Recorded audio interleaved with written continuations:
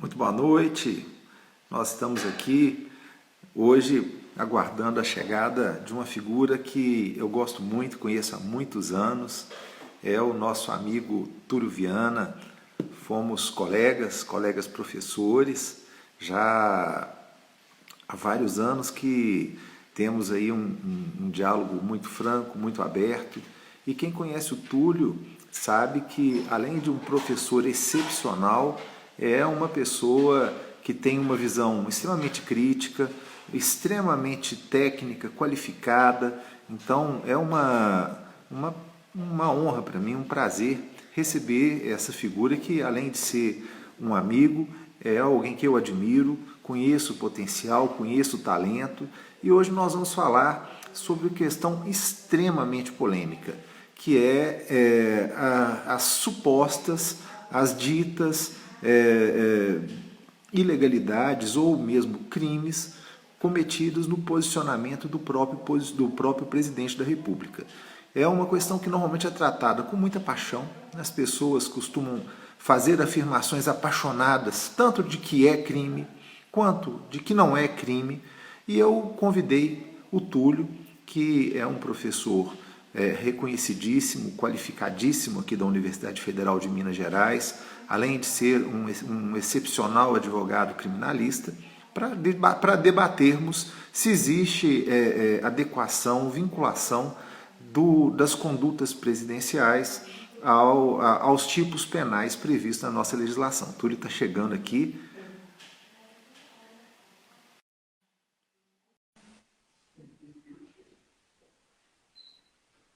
Está entrando a qualquer momento, aguardando a sua chegada, Túlio. Opa! E aí, Boa Túlio? noite, Paulo. Boa noite, pessoal. Como é que você está, meu irmão? Firmeza? Tudo tranquilo. Prazer enorme estar aqui com você. Mas prazer é Só todo essa meu. quarentena para a gente voltar a fazer uma live juntos, fazer um evento juntos, hein? Não é verdade? Não é verdade? Nem que seja virtual, né? É isso mesmo, é isso mesmo. Prazer enorme. O prazer é todo meu, né? O prazer é todo meu. E num tempo que, além de toda essa complexidade da saúde, a preocupação com a vida das pessoas, a gente tem em curso uma crise política, né? Na verdade, já estamos numa crise política há um tempo muito longo, longo até demais, né, Túlio? Mas Então, talvez o único país no mundo onde o centro do debate da imprensa hoje não é o coronavírus, talvez seja o Brasil, né? Que todo o resto do mundo hoje a imprensa discute basicamente a crise de saúde pública, que é uma crise global, generalizada. E no Brasil, por incrível que pareça, isso não é o foco das discussões hoje, porque nós temos um problema que parece ser maior do que o próprio coronavírus, que é uma crise até entre poderes, né, da República. E eu acho que a gente vai ter uma discussão interessante aqui hoje. Eu fiz umas anotações aqui para tentar trazer para vocês as possibilidades, né? Porque é bom que se frise desde já, para quem não é do direito que está nos acompanhando, que no fundo o direito tem um quê de subjetividade. É claro que nós temos regras objetivas para tratar das coisas, mas não temos subjetividade, né? E a gente tá dando retorno aqui, não sei se deu está um atrapalhando retorno, você. deu um retorno, mas Deu parou. retorno, né? Deixa eu ver se. Já. Talvez eu fale um pouco mais baixo, sei lá. Mas tá dando. Nós temos no direito uma subjetividade muito grande.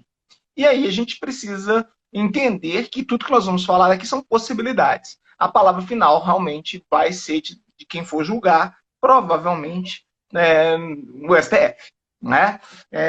Provavelmente. Então, né?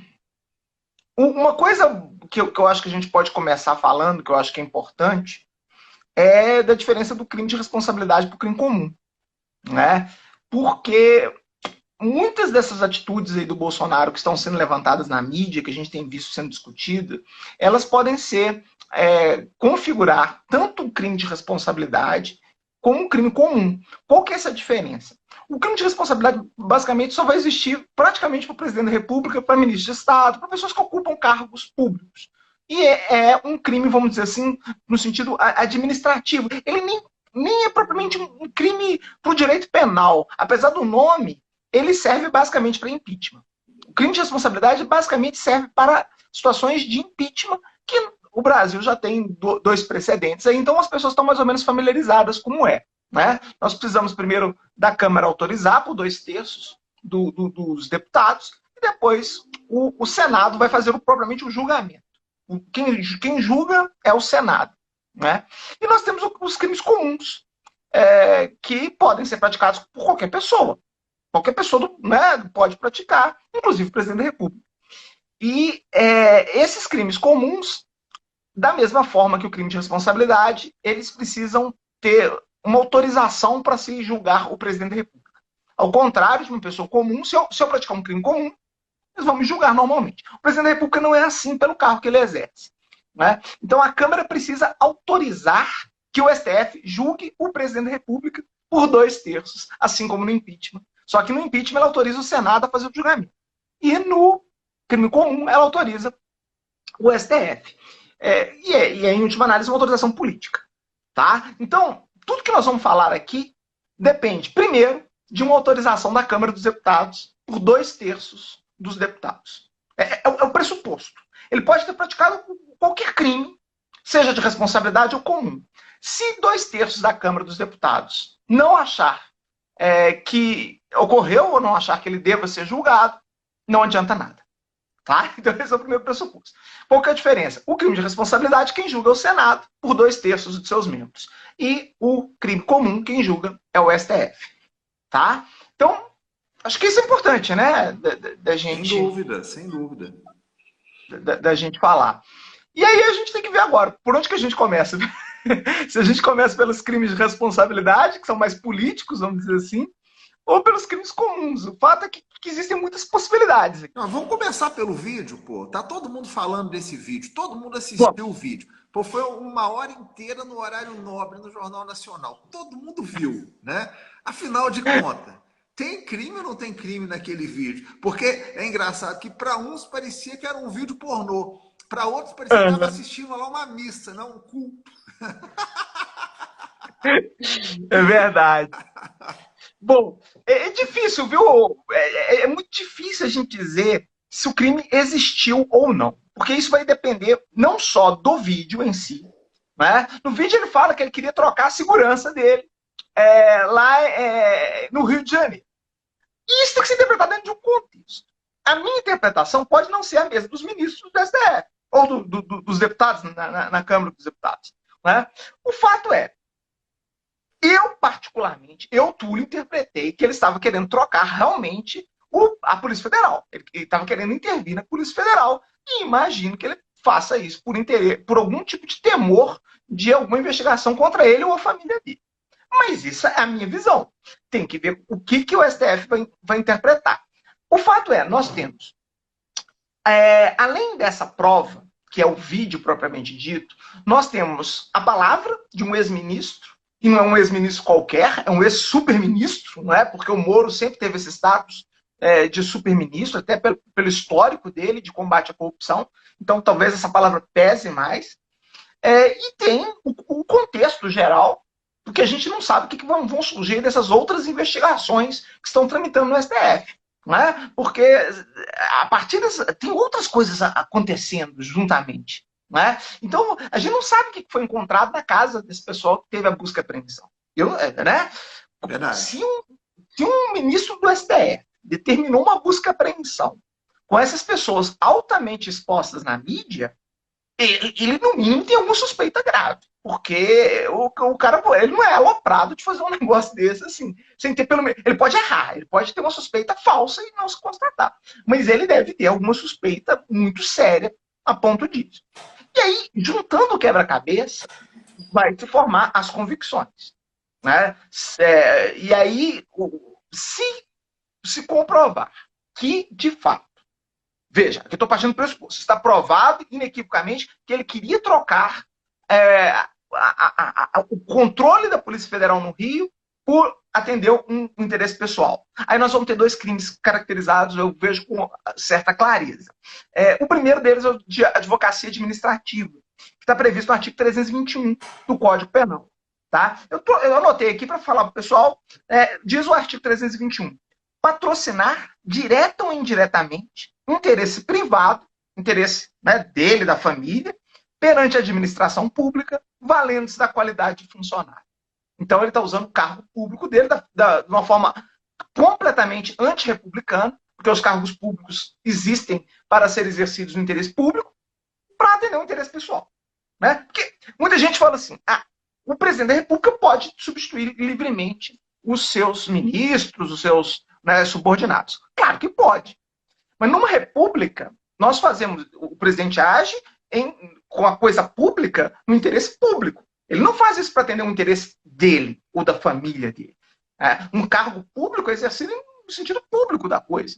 É a mesma coisa que um professor de federal passar um amigo dele num concurso de mestrado, ou passar um irmão, ou reprovar um para o outro. Entendeu? Então, qualquer cargo público, ele não é feito para atender interesses privados. Não é porque eu sou professor de uma faculdade pública, eu vou colocar meu amigo para fazer mestrado comigo.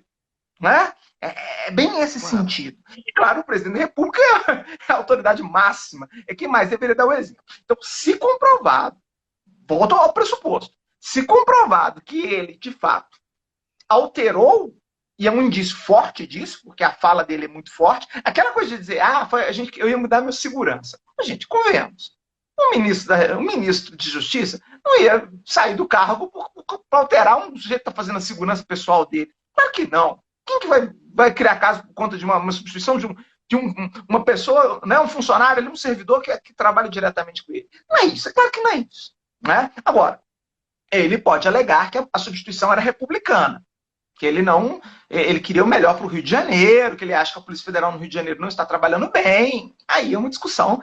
E né? É prerrogativa do presidente, né, fazer substituições. Se ele fez no sentido público da coisa, tudo bem.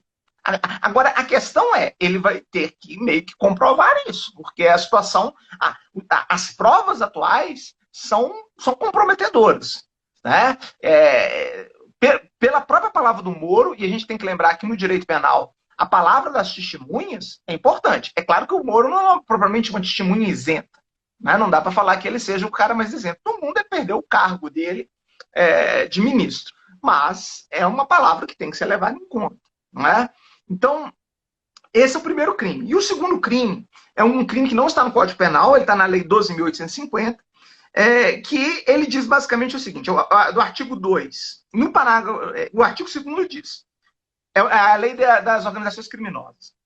Promover, constituir, financiar ou integrar, pessoalmente ou por interposta pessoa, organização criminosa. O caput ele não está. Mas o parágrafo 1º diz o seguinte, nas mesmas penas, incorre quem impede ou de qualquer forma embaraça a investigação de infração penal que envolva organização criminosa. Tá? Então, aquele indivíduo que de alguma forma está dificultando uma investigação criminosa, de uma organização criminosa, está dificultando qualquer meio que seja, e no caso, se você troca um chefe da Polícia Federal de uma investigação, você está dificultando a investigação. Né? Pode caracterizar, sim, esse crime aqui. Então, esses dois crimes, se comprovado o que foi alegado pelo ex-ministro Moro, é uma situação bem forte. São dois. E aí vem aquela história. O que se faz numa situação como essa? Pergunta para a Câmara dos Deputados. E aí, Câmara, vão poder processar ou não vão? Se eles falarem que não, são dois, não é moleza não, são 2/3 que tem que dizer que pode. Né? O Temer teve um processo, o primeiro na história do Brasil, de um processo criminal por crime comum, só que a Câmara dos Deputados falou, não vai julgar. Aliás, não foi nenhum, acho que foram 2 denúncias, ou 3, acho que foram 2. Né? E a Câmara dos Deputados não autorizou. Não autorizou, o STF não pode julgar. Né? Então, assim, do ponto de vista jurídico, se você me perguntar, nós temos elementos para uma denúncia, para começar o julgamento, a minha resposta é categórica, sim. Sim, para começar um julgamento, eu não diria para condenar. Para iniciar um julgamento, se fosse um processo comum, que não dependesse das câmaras dos deputados, não tenho dúvida de a gente dizer, sim, nós temos elementos para começar um julgamento. Agora, resta saber, 2/3 da Câmara vai aceitar isso? Vai querer? Pois é, nós tivemos uma pesquisa que saiu hoje mostrando que são 43%, algo assim, mais de 40%, que reprova a administração, mas mantém 33% a aprovação. Sim. Então, é uma situação, do ponto de vista de pensarmos, né, o jogo do Congresso Nacional não é trivial você conseguir, né, esse percentual de deputados para autorizar, né? É muita gente. Eu vejo como muita gente. Não é? E ainda mais com o dificultador, né, Paulo? Que o povo não está podendo sair às ruas. Nós É, numa situação de epidemia, o que impulsionaria o Congresso Nacional seria as pessoas nas ruas, as pessoas pedindo um impeachment, um julgamento, uma manifestação popular. E nós estamos justamente na única situação no mundo que faz com que essa manifestação se torne impossível. É uma pandemia, né? Um problema de saúde pública gigantesco. Então, acho que isso dificulta muito. Né? agora, tu teve uma fala aí recente, uma fala dele, de que ordens absurdas, obviamente, não serão cumpridas. Ele estava fazendo Uhum, referência, né, às decisões monocráticas que ele considera que não são democráticas, e sim. que quarta-feira não acontecerá mais. Ou seja, Uhum. ações da Polícia Federal que o incomodaram porque foram cumprir mandato de busca e apreensão em casas e Aliados dele. empresas de apoiadores dele, né? Uhum. Essa fala por si só já implica num desrespeito ou obstacular a execução de eventuais próximas decisões monocráticas de ministros do Supremo poderiam também ensejar esse tipo de questionamento?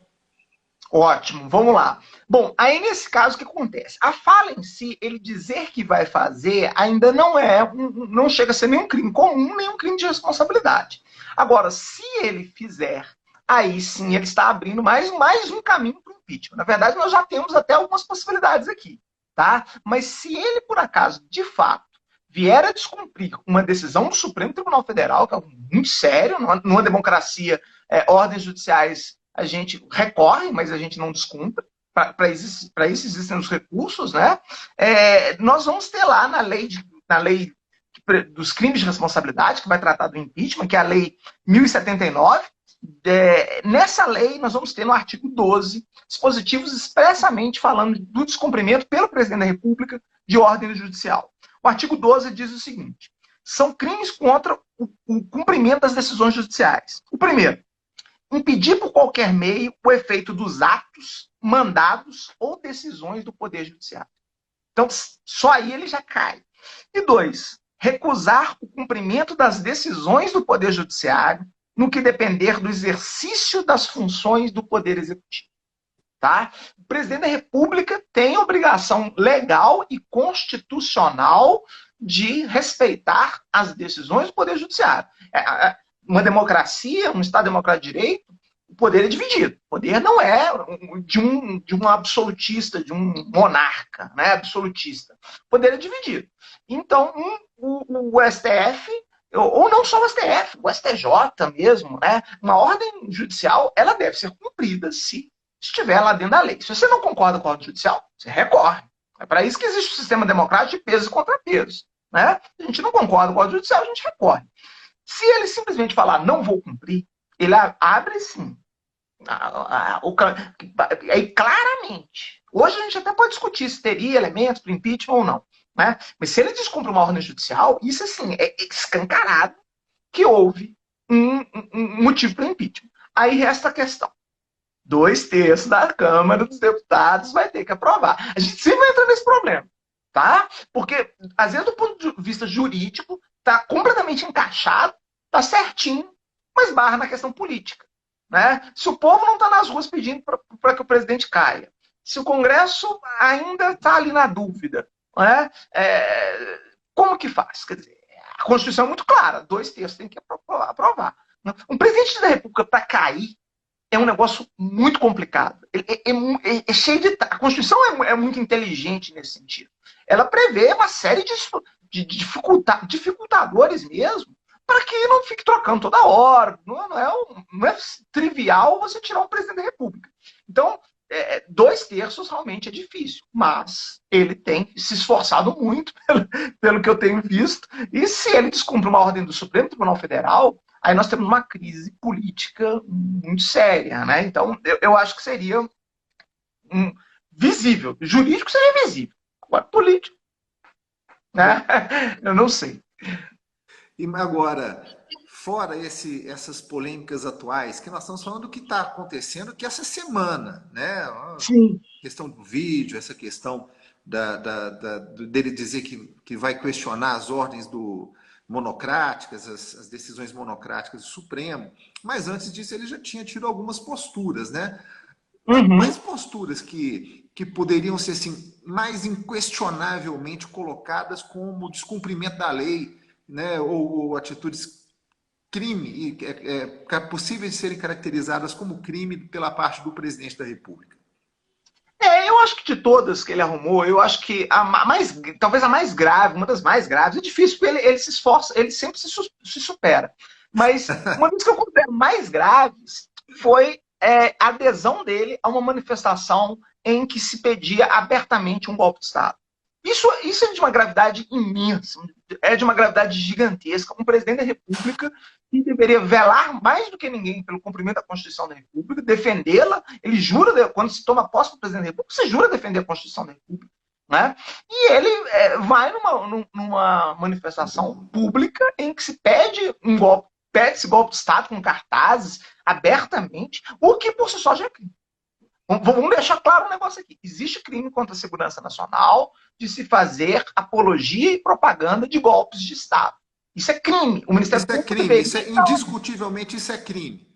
Quem Sim, eu faz vou isso ler está aqui cometendo para que não crime. haja nenhuma dúvida sobre isso. Tá? Nós temos na Lei de Segurança Nacional, a Lei de Segurança Nacional, ela vai trazer no artigo 22 e no artigo 23 essas hipóteses.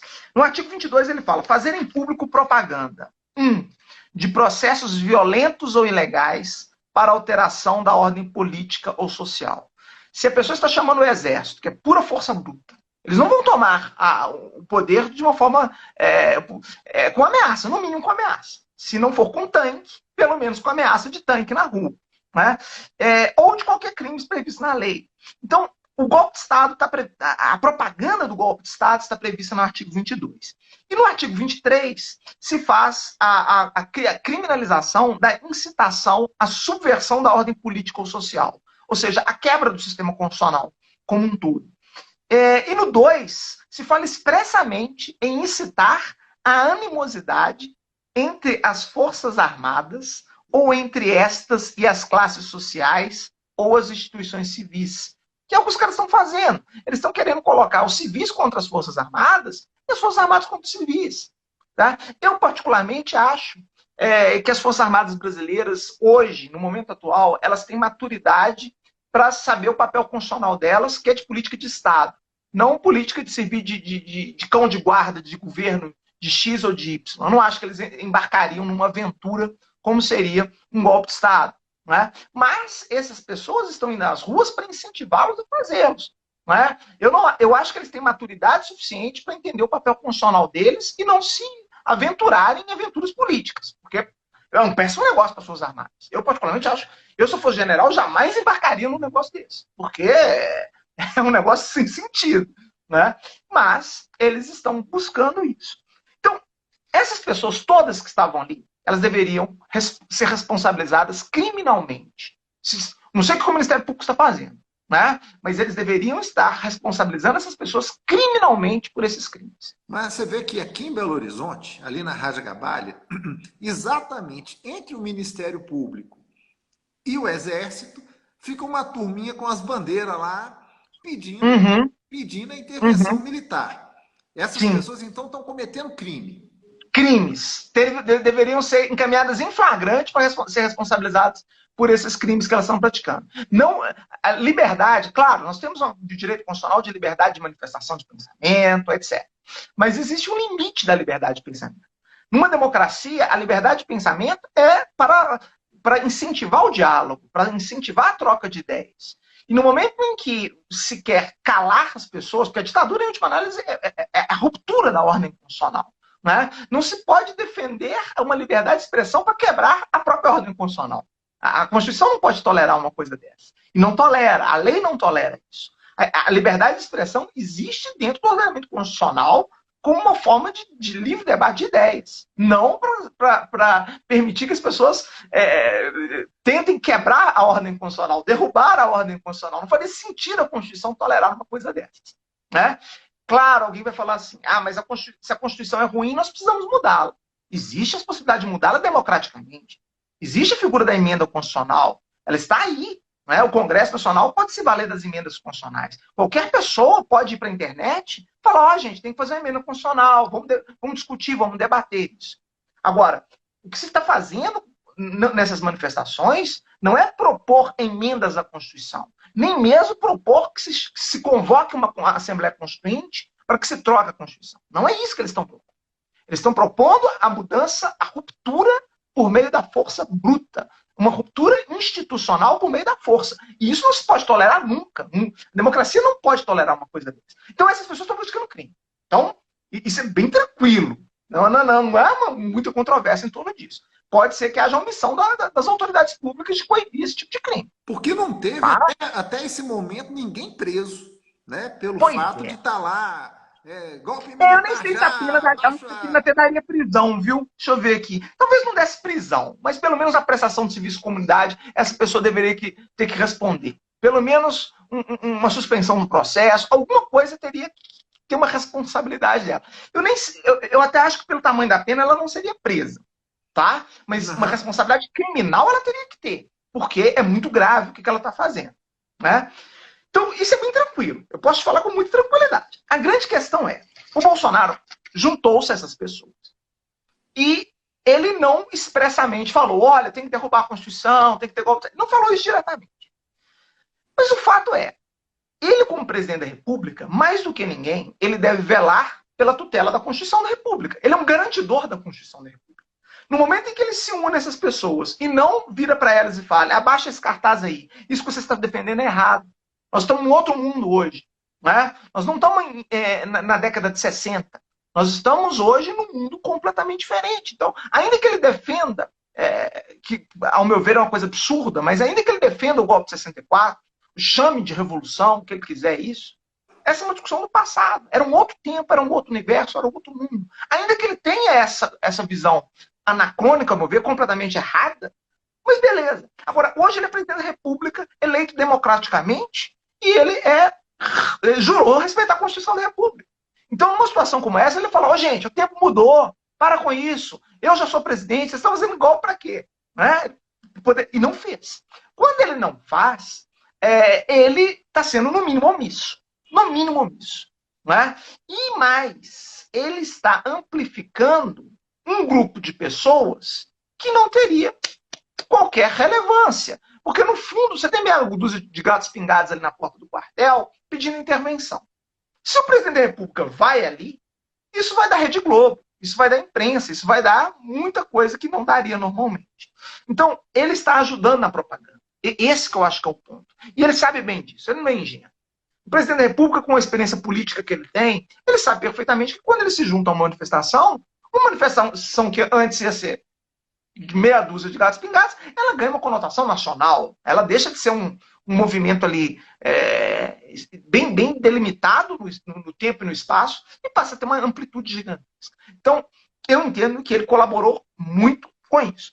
E se o entendimento do tribunal foi esse, de que a ida dele lá e a omissão dele de se posicionar de uma forma clara e inequívoca em favor da democracia é essa, o que vai acontecer? Ele é responsabilizado como coautor, ou no mínimo como partícipe. Tá? Eu não vou ficar entrando aqui nessas discussões técnicas de se seria coautor ou partícipe, mas ele vai ser responsabilizado por isso. E se ele for responsabilizado por isso, ele já entra também na lei como crime de responsabilidade também. Aí ele estaria em curso dos dois, como crime comum e como crime de responsabilidade. Porque nós temos lá, na lei de crimes de responsabilidade, né, o artigo 8º diz que são crimes contra a segurança interna do país. Isso na lei de crimes de responsabilidade. Praticar ou concorrer para que se perpetre qualquer dos crimes contra a segurança interna definidos na legislação penal.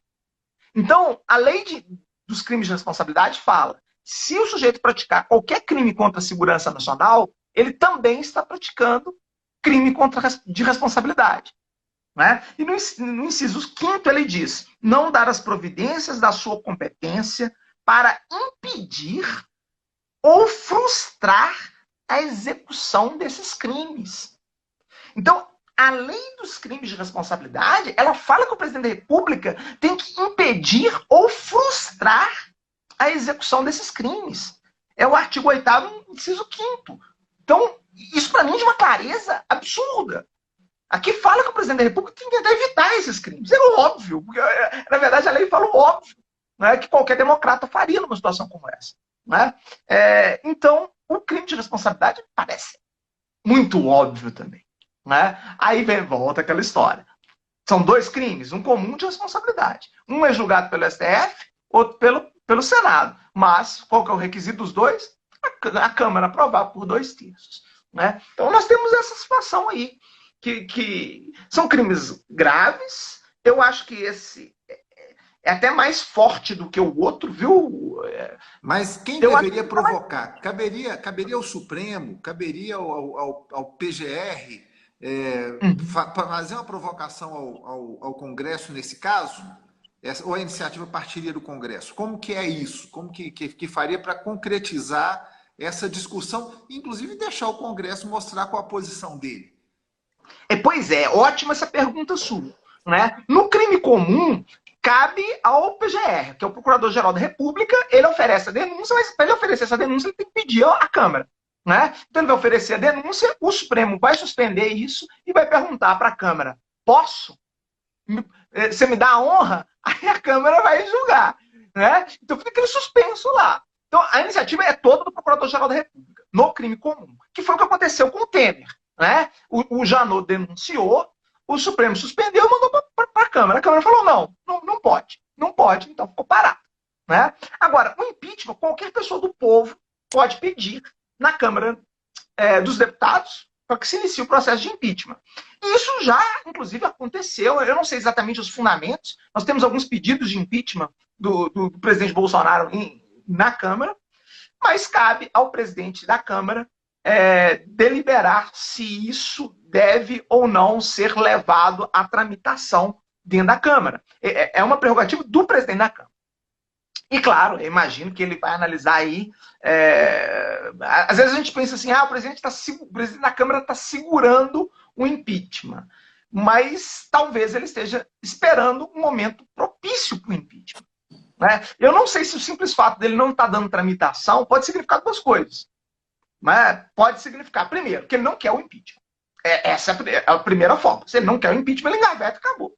Mas pode significar também que ele quer o impeachment, mas considera que o momento não é propício, porque o Congresso, na visão dele, não estaria disposto, nesse momento, a aprovar o impeachment.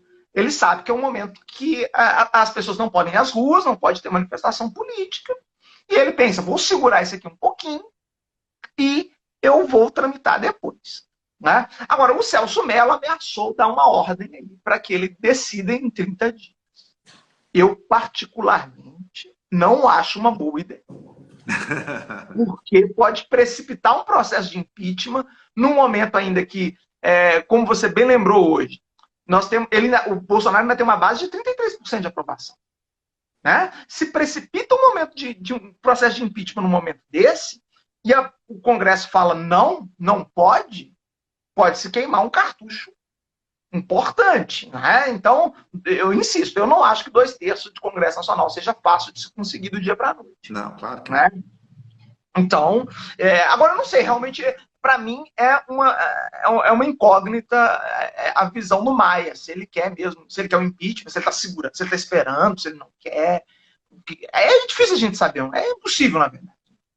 A turma do Centrão, na verdade, eles têm características muito peculiares da forma como se conduzem, né, no Congresso. Uhum. Não, nem sempre é o interesse republicano que está em jogo, tem a questão de cargo, né, que o presidente da República tem um número de cargos muito grandes para negociar. Então é difícil você derrubar um presidente da República. Não é fácil. E tem várias variáveis aí, várias questões postas. Por exemplo, vai um impeachment antes do final desse ano, antes do meio do mandato. Com o impeachment, cai só o presidente ou cai a chapa? Não, Né? pois é, em princípio cairia só o presidente. Né? Mas ainda tem um outro negócio que está rolando no Tribunal Superior Eleitoral, que é, se a campanha foi feita de forma ilícita, pode cair a chapa no TSE. Ainda isso não foi julgado. Essa eu não estou tão por dentro, mas existe essa possibilidade. E aí cai a chapa inteira. Né? Então, o que eu acho, talvez a hipótese mais remota, porque aí sim seria um negócio, né? E aí assumiria o presidente da Câmara dos Deputados. Né? Até, eu não sei de cabeça a Constituição aqui, mas aí provavelmente seria chamada novas eleições. Eu não sei de cabeça o procedimento nesse caso. Né? Novas eleições, sem dúvida. E aí é complicado. Realmente são questões complexas, isso motiva, né, posições apaixonadas no país inteiro, e como a gente defende a ordem democrática, o objetivo dessa conversa é exatamente fazer essa discussão à luz da lei, né, à luz disso, Sim. sem paixões e essas questões que você está colocando aqui, elas ajudam muita gente a compreender. Porque é isso, às vezes as pessoas veem a mesma coisa e fazem interpretações malucas, uma completamente diferente da outra. Hoje eu escutei de alguém, as pessoas estão muito mais interessadas em terem razão do que estarem certas. É uma coisa impressionante, Sim. né? Sim. A política é algo que às vezes é muito emocional, muitas vezes, não é? E hoje a gente tem uma polarização, ao meu ver, muito grande no país. Né? Infelizmente, as pessoas de centro, as pessoas que buscam um diálogo maior com quem pensa diferente, está cada vez com mais dificuldade de dialogar, porque há quase como uma discussão apaixonada de times de futebol, né? Como se o mundo hoje só estivesse dividido entre Bolsonaro e PT. Né? Quando nós temos tantos partidos no país, com tantas opções, ao meu ver, muito mais interessantes, muito mais ponderadas, e poderiam fazer um governo de unificação nacional mesmo, que dialogasse com todo mundo. Né? Isso é o pior de tudo. Aliás, a democracia brasileira tem sofrido terrivelmente com essa polarização. Né? Seria muito necessário, talvez se ele fosse muito bem-vindo, né, que se conseguisse uma coalizão de unidade nacional, né, porque esses extremos eles estão conseguindo nos colocar numa condição muito difícil em todos os sentidos. Economicamente, a gente já vinha capengando, né? Agora conseguimos ser o epicentro da crise Covid no mundo. Nesse momento, o Brasil ele está em todos os jornais do mundo, igual esteve num tempo a Itália, teve num tempo os Estados Unidos, agora é o Brasil, o grande epicentro. Né?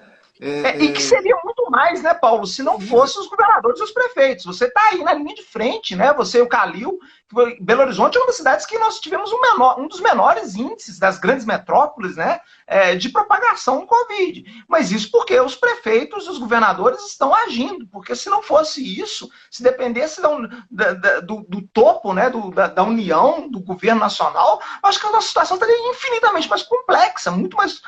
É um governo que insiste no medicamento como panaceia que os cientistas já falaram que não tem comprovação científica. Né? Então, e nesse ponto, eu nunca fui tão federalista. Né? A importância da federação, né? A importância da existência dos governadores e dos prefeitos. Porque se nós vivêssemos hoje num estado unitário, num estado de poder único, em que o presidente determinasse quem vai gerir as cidades ou quem vai gerir os estados, como existem muitos modelos constitucionais que são unitários, mas infelizmente o nosso é federalista. Quer dizer, há uma certa autonomia dos estados e das cidades para que possam determinar algumas medidas de saúde pública. Né?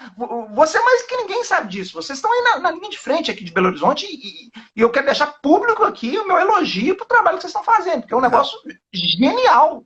É simplesmente genial isso que vocês estão... Porque não é fácil combater um negócio desse. É um inimigo que ninguém conhece direito, ninguém sabe direito como ele se comporta. Né? E dificílimo. E agora, nós ainda temos esperança de receber ajuda tanto do governo federal quanto do governo do estado.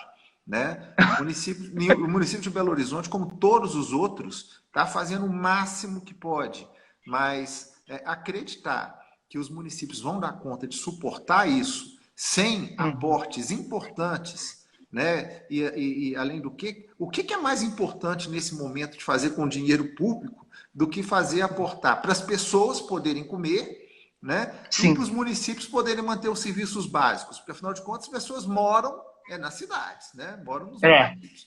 Então, por falar em poderes, né? Saudar aqui e registrar a presença da nossa amiga, né? De muitos anos, nossa deputada estadual Ana Paula Siqueira, está aqui nos prestigiando. Obrigado, Olha só. deputada. Bacana. Ei, Ana, que saudades, viu? Pois é, mas estamos esperando, tu sempre fica aquela esperança, aquela expectativa de que não vá perdurar, né, a não percepção da necessidade dos municípios dessa atuação. Então, realmente, o fato do nosso Estado ser uma federação vem ajudando muito, muito mesmo. Salvou, literalmente salvou a pátria. Se tem um negócio que salvou a pátria, isso é uma federação. Porque se não E fosse uma federação, nós estaríamos perdidos, literalmente perdidos. E a gripezinha? O negócio de falar que é gripezinha, que essa forma da lida, porque tem gente que foca a discussão, o discurso do crime de responsabilidade na Uhum, lida com a questão da Covid. Tipo, tirar a máscara, aconteceu nesse final de semana. Tá no meio da uhum. atividade, vai tirar a máscara. Sim. Abraça as pessoas. Age contrariamente, não apenas aos decretos municipais, mas contrariamente às orientações de saúde pública do próprio Ministério e da OMS. O que Uhum. isso implica em algum tipo de atitude que pode ser considerada como crime? Essa é uma ótima pergunta também, porque isso foi muito falado, né?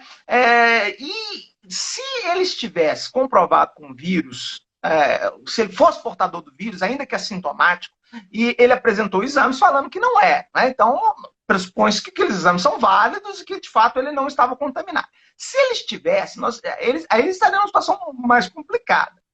O fato é que ele está descumprindo a norma, ele está sendo bastante irresponsável de andar sem uma máscara, péssimo exemplo para todo mundo, mas não existe um crime diretamente, porque a gente não está numa situação de lockdown propriamente dito.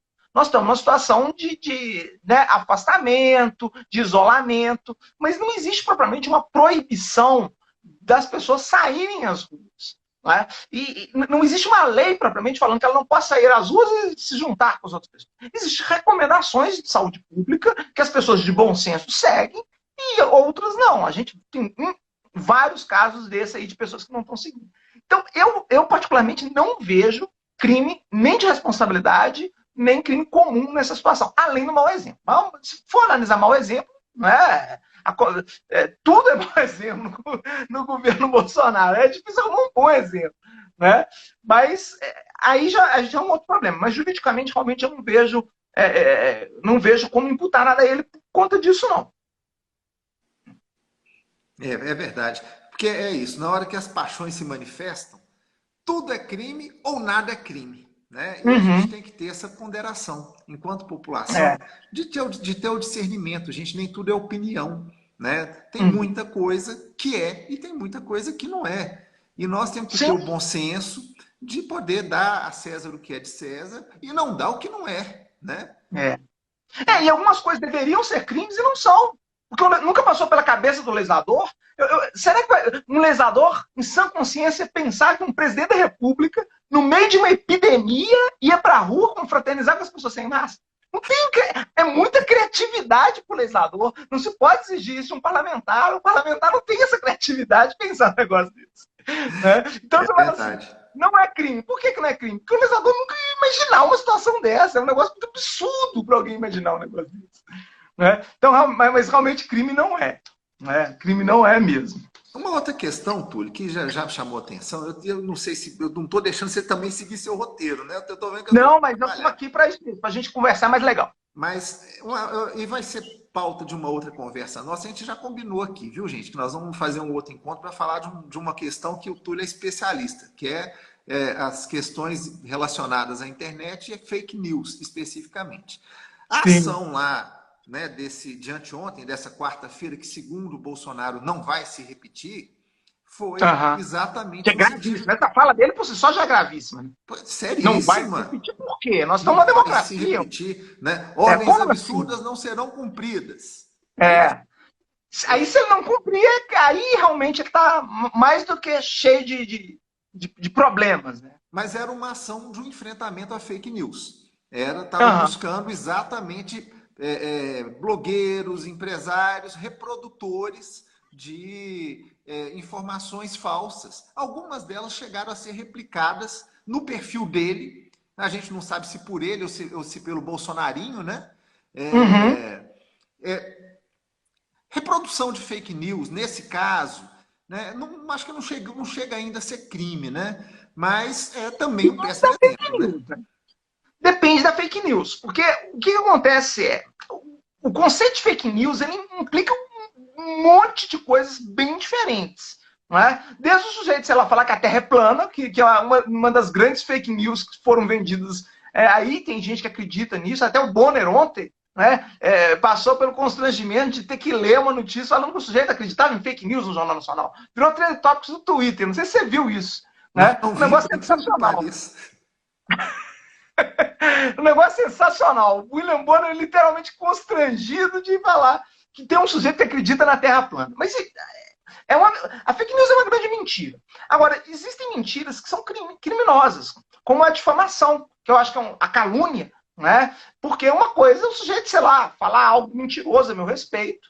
Aliás, eu já fui vítima de algumas fake news. Tem uma foto minha que circulou por aí, uma foto minha muito antiga ao lado do Lula, e aí eles falando que eu era o Toffoli. Né? E confundiram com o Toffoli. Eu fiquei indignado com isso. Já estou naquela situação constrangedora do lado do Lula. Já não é bom. Né? E ainda me confundem com o Toffoli. É brincadeira. Né? E aí espalharam a foto por aí. Então, assim, mas ser confundido com o Toffoli é desagradável, mas não chega a ser calunioso nem uma difamação. Né? Não dá para processar o sujeito por fake news. É uma fake news, mas não é uma difamação. Agora, uma situação muito diferente é o sujeito inventar coisas realmente caluniosas ou difamantes, né? Falar que o sujeito praticou um crime, falar que o sujeito está praticando algo imoral, né? Falar, por exemplo, um exemplo de questão imoral, adultério, por exemplo, né? Ou qualquer outra imoralidade que não seja propriamente um crime, né? Então, muitas dessas fake news, elas falam que o sujeito praticou crime, ou que o sujeito está praticando algum problema, alguma questão moral aí, alguma coisa imoral. Né? Então, essas são crimes. E eu acho que é justamente atrás disso que o STF está.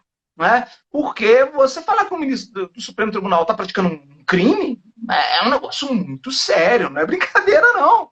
Né? Mas o E ministro da ele Educação realmente. falou, né? Hã? O ministro da Educação falou, né? Falou que eles têm que estar presos. Pois é. Né? Mas aí, isso pode ser uma injúria. Eu acho até que é uma injúria, sim. Mas não é uma calúnia nem uma difamação, porque na calúnia narra-se o fato. Inventa a mentira. Fala que o ministro está ganhando dinheiro para fazer isso. Né? E ele não. Calúnia e difamação não chegou a fazer. A injúria não foi, porque não foi direto também com o ministro. Então, isso aí é mais um problema político mesmo, do que. Tá aí. Isso não vai, em princípio, não dá em nada. Tá? É muito deselegante, é grosseiro, mas ele não falou com ele. Ele não xingou, ele não falou, você tem que ser preso. Né? Então, por mais deselegante que seja. Né? O fato é que nós estamos tendo um comportamento na esfera pública brasileira sem precedentes. É algo absolutamente sem precedentes. São pessoas ali que estão numa reunião.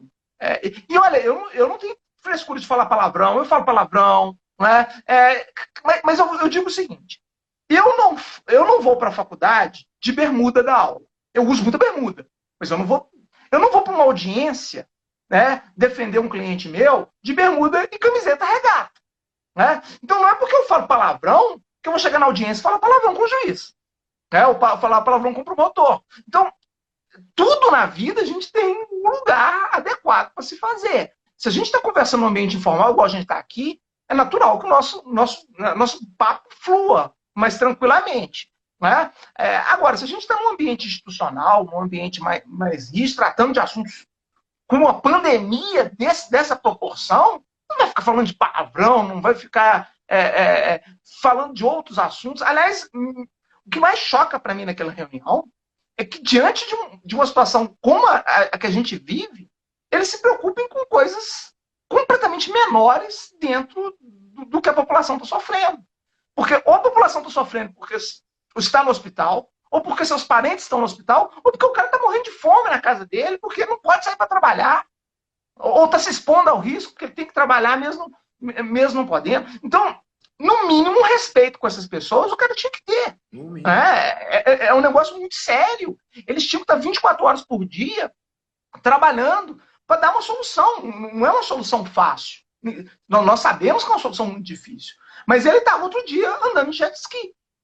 Pô, você fala, um presidente da República, no meio de pessoas, mais de 1.000 pessoas morrendo por aí, e o cara andando de jet ski. Ah, mas é domingo. É domingo, mas porra. O outro presidente que andou de jet ski sofreu impeachment também, né? Sofreu impeachment. Né? E não era nem tinha pandemia. Aí o outro lá andava de jet ski no domingo, né? Vá lá. Eu não tenho nada contra o cara se divertir, não. Mas no meio de uma pandemia, mais de 1.000 pessoas morrendo por dia no país do cara, que ele tem obrigação jurídica e constitucional de tentar evitar, e o cara tá lá brincando, literalmente. No mínimo, claro, não é ilegal, não é ilícito. É um direito da pessoa viver o final de semana dela. Mas eu acho que a mensagem que ele passa para a população, de uma forma geral, é de um descaso muito grande. É uma situação de descaso. A imagem que me passa alguém que deveria estar cuidando, né, para que essas coisas fossem minimizadas. É impossível a gente resolver esse problema, né? Mas que elas fossem minimizadas. E a pessoa está ali brincando, se divertindo num momento de lazer, eu acho que pega mal, sinceramente.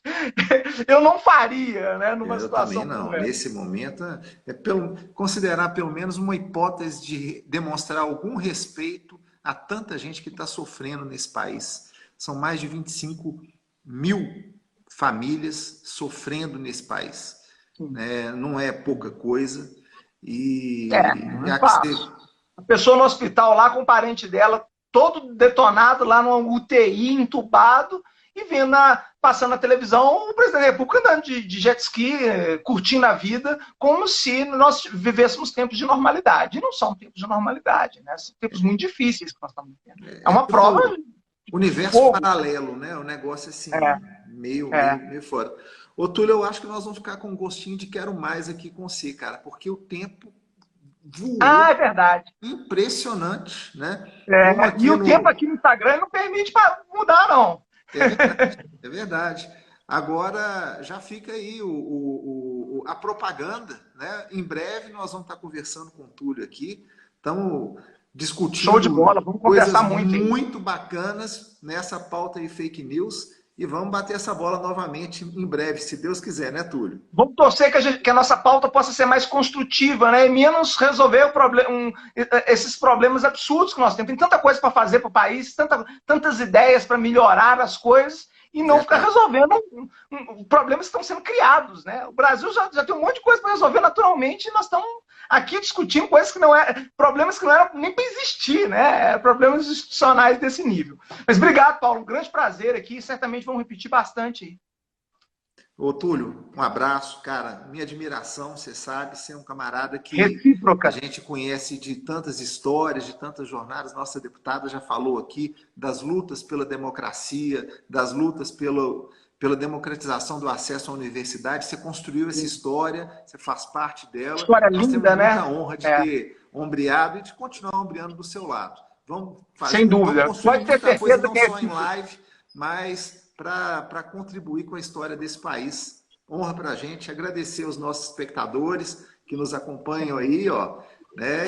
E em breve, se Deus quiser, mais Túlio Viana para a gente. Show de bola, meu amigo. Valeu, até a próxima. Até mais, galera. Até mais.